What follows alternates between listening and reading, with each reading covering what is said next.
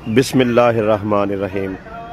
नाज़रीन, इस वीडियो में मैं आपको बताऊंगा कि जब आपने कोई दुकान, मकान, प्लाट ख़रीदना है तो हदूद अरबा क्या होता है और ये किस तरीके से आपने लिखवाना है।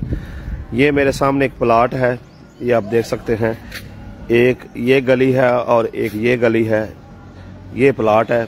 अब इसका हम हदूद अरबा लिखना चाह रहे हैं तो इसके शमाल वाली साइड पे, ये शमाल वाली साइड पे गली है, शमाल वाली साइड 15 फुट गली, और वो इसकी बैक साइड कान है, ये मशरकी साइड बनती है।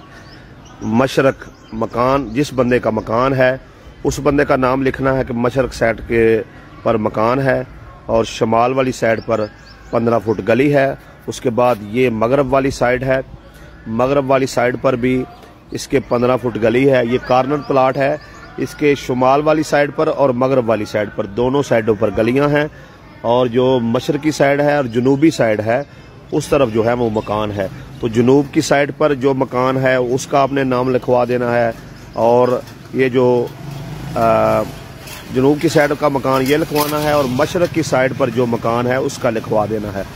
यानी आपके प्लाट के चौतरफा जिन जिन का है जो गली है, गली लिखवाएं। अगर कोई मकान है, मकान लिखवाएं। प्लाट है, प्लाट लिखवा दें। उस बंदे का अपने मालिक का नाम लिखवाना है ताकि ये क्लियर हो जाए कि आपका ये वाला एग्जैक्ट ये आपका प्लाट है।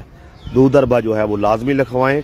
इसको हदूद अरबा कहते हैं, ताकि बाद में कभी कोई मसला बने अदालत में, पर पंचायत में, थाने में, तो आप वो प्रूफ दिखा सके कि जब मैंने इसकी रजिस्ट्री करवाई है यही प्लाट मुझे दिया गया है और इसी का हदूद अरबा लिखवा कर मैंने रजिस्ट्री करवाई है।